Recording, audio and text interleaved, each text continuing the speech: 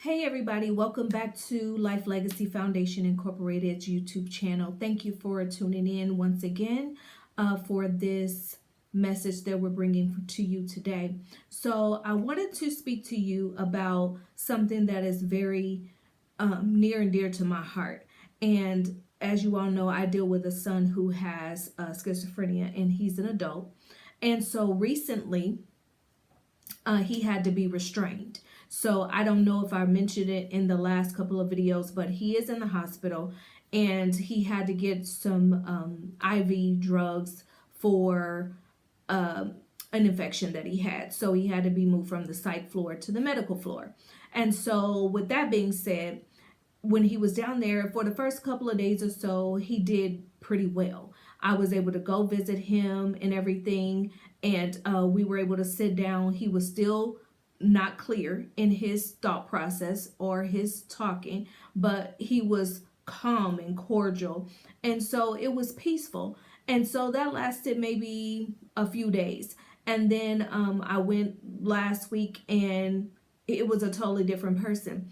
And he had taken his IV out and he refused to allow the medical staff to reinsert the IV. He would not allow them to do labs because they're trying to test his liver enzymes because they tested high. And it could be because of the infection, but they wanted to retest him, and he was just giving the nursing staff the blues. So I went up there the following morning and I was speaking to the doctor and I informed them like, hey, he's gonna need to be restrained. The doctor felt like maybe if I was there that he would be more calm, and I had already informed her like, no, this is not my first rodeo. When he's on a tangent like this, he doesn't even listen to me. He's even belligerent with me, and I'm his mom. And so I don't get offended anymore. In the very beginning, I did because I did not understand the nature of the disease. But as I'm learning, I just learn to be quiet and humble myself and know that's not my son speaking. That is the mental illness that's talking. And so I explained those things to her. And so even though they don't necessarily like to restrain patients, it became a situation where it was necessary. And so I was there for the whole process. It took, let me get it right. It took 3 security officers, a doctor, and a nurse to restrain my son. Now, if anybody knows my son and you've seen pictures of him, he's a small framed individual, so about 5'9", about 145, 150 pounds. But he is strong, especially when he is in a when he's cycling. It's called cycling, or he's in a mental health crisis, or he's in mental distress, however you want to describe it. And so they had a very difficult time trying to get him restrained, and so they put him in soft restraints. And the soft restraints are a step down from the leather straps that they used to use more frequently. And so even with that, it has a plastic clip on it. So after he was finally restrained and they got the IV back in and they were able to pump the fluids that they needed to him, they all left the room, and it was just he and I in the room. And so he was still very upset. He was still very belligerent at this point. And the straps that have the metal hook on the top are plastic. And so he had both arms restrained. He had one leg restrained. And he literally took his teeth, unclipped the plastic piece on the restraint, and pulled himself loose. Once he got that loose, he was able to undo his other arm and his leg. And so I talked to the charge nurse. I said, hey, he's out of the restraints again. So they had to call in the officers again to come in to restrain him a second time. And they gave him a sedative to kind of help him relax and calm down so that he wouldn't fight being in the restraints. And so I'm saying all that to say this. I read an article today because I was listening to the radio, and it's about a 28-year-old man out of Virginia. And if I'm looking down, that's because I'm actually going to read part of the article. But it's a Black mental health patient who was pinned down and smothered to death by deputies at a Virginia hospital. That is unacceptable. Now, I am blessed to be the legal guardian and conservator for my son. And it brings me to tears because it's hard as a parent to watch your child. I don't care what age they are, and my son happens to be an adult, but it's hard to watch them be restrained forcefully. But in times it is necessary.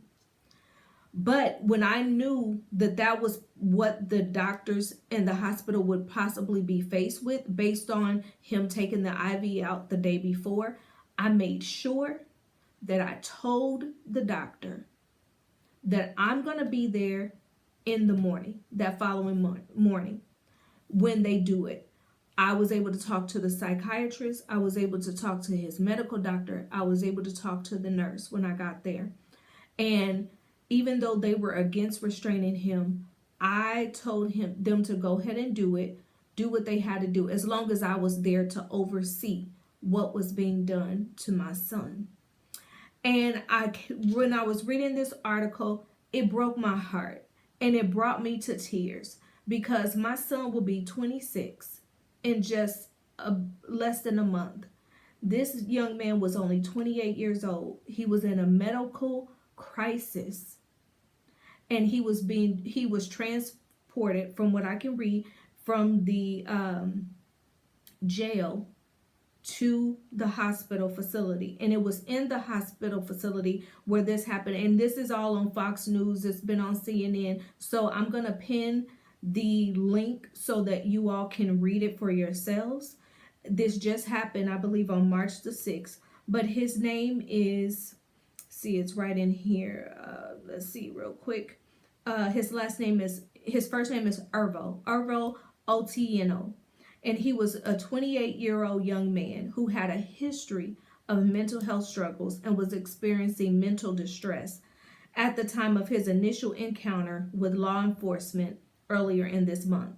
According to statements from his family and one of their attorneys, he died March 6 as he was being admitted to Central State Hospital south of Richmond, Bakersville, said in the news released Tuesday, announcing the charges against seven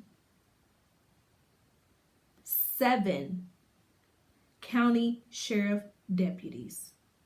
Now, I told you, when my son is in mental health crisis, he is strong. He is extremely strong. And it will take sometimes multiple people. I told you that I had 3 officers, I had a nurse, and a psych that were all, a nurse and a psych doctor, all trying to hold my son down to be restrained. My son actually pushed one of the officers. He was threatening to kill them and everything.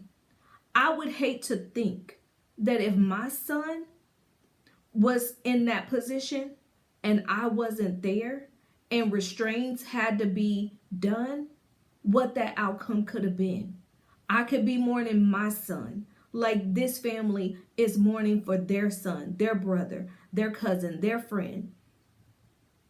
And so I'm saying all that to say, people who are dealing with mental health individuals who are struggling need to know the difference between a mental health crisis and someone who is just pretending. These people need to be trained to handle these people properly. This man was smothered. I read the article and one officer literally laid on top of this young man after this young man kept saying he could not breathe. That's unacceptable. This is 2023. Why are we still dealing with these issues in the way that we are when it comes to individuals with mental health issues?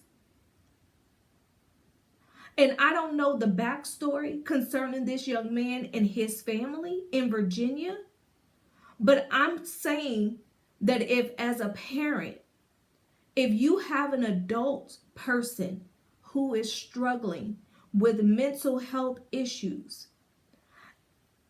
I encourage you to file for legal guardianship and or conservatorship, whatever they recognize in your particular state for your loved one. Yes, it's going to cost you money. Yes, it's going to cost you time. Yes, you're going to be wore out dealing with your family member who is going through this mental health struggle. But do you really think that they want to be in the state of mind that they are? They don't realize that they need help, but you do. And it's our responsibility. It's my responsibility as my son's mother to make sure that he's good no matter what. And that's why I took the extra step. That's why I'm willing to spend whatever money it takes to make sure that my son has the proper help that he needs. It's not his fault that he has this disease.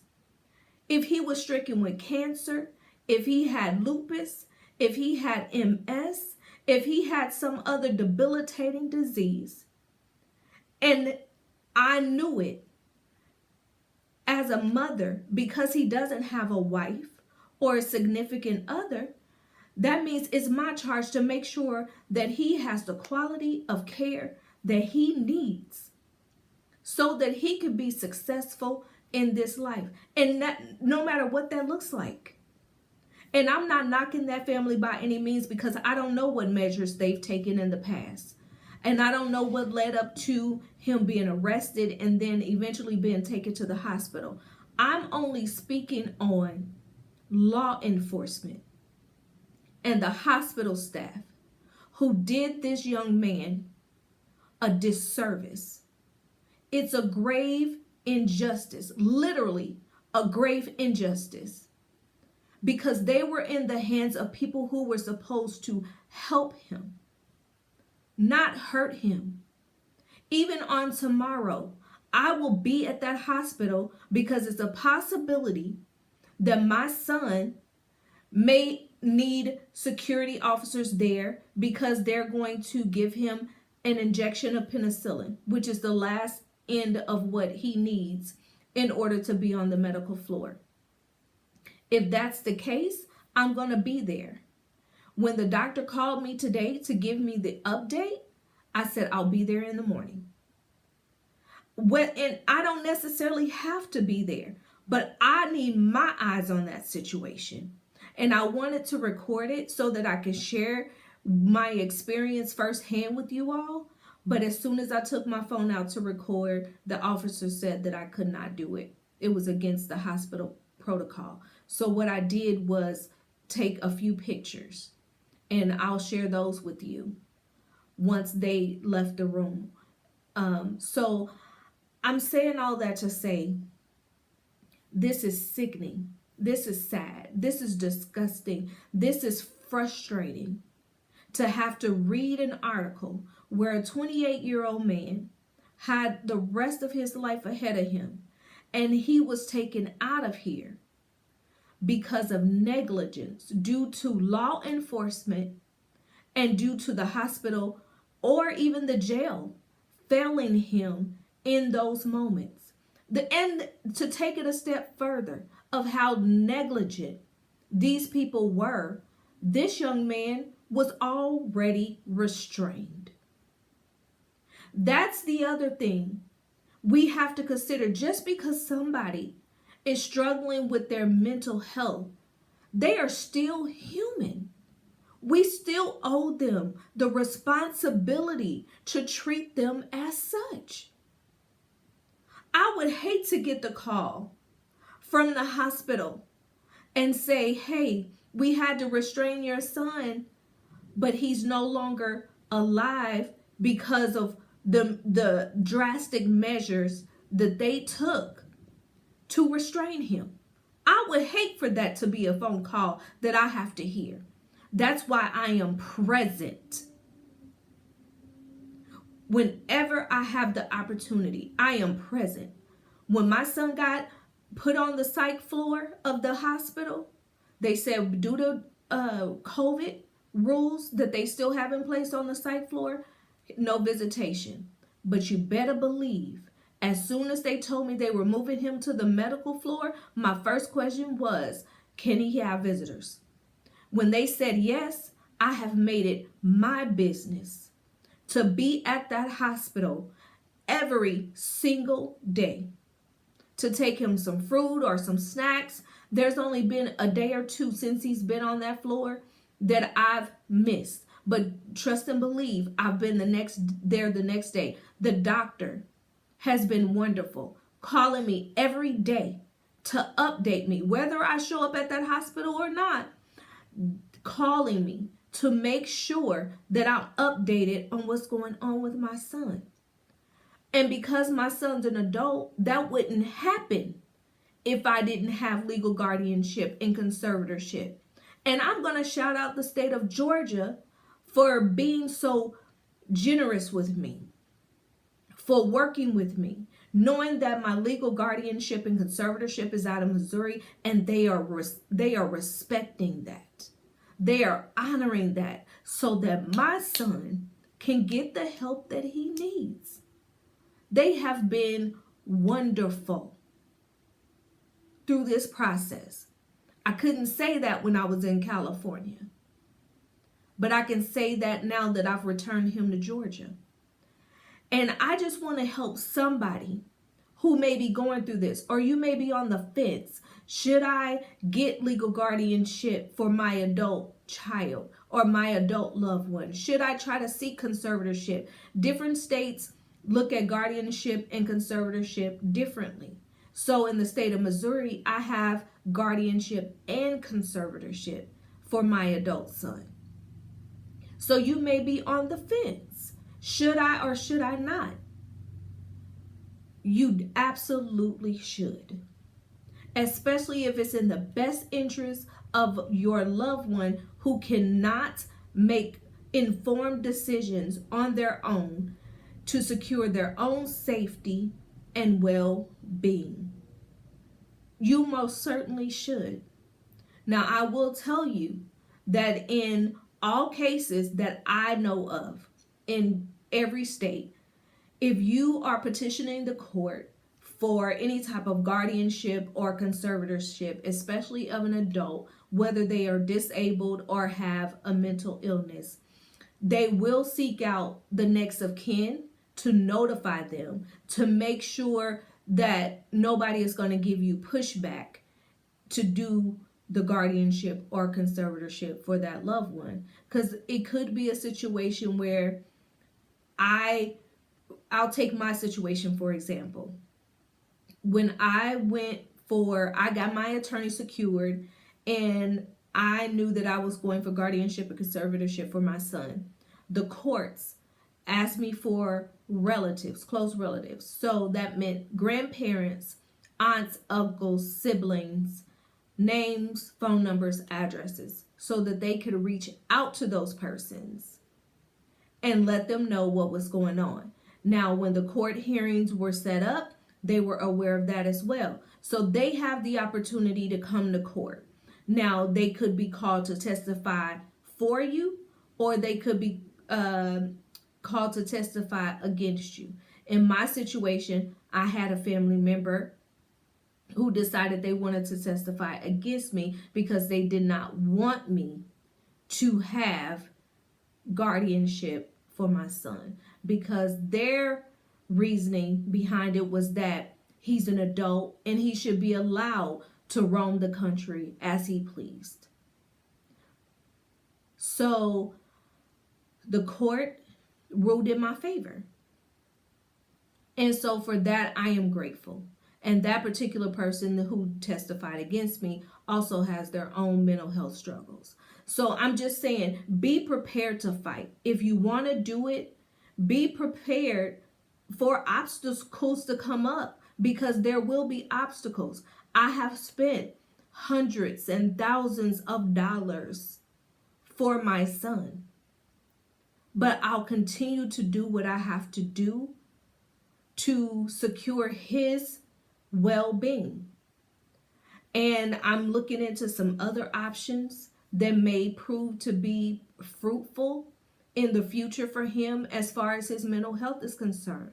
I'm going to explore every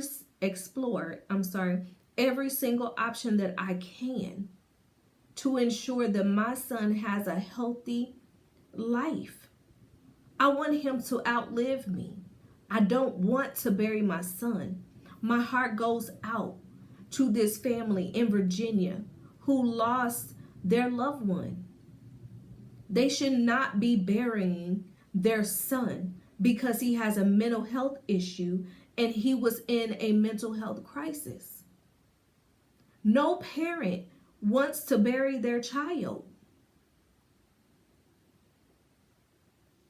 If I don't do everything in my power to make sure that my son is safe, that burden will forever be on me, especially if something were to happen to him under my care.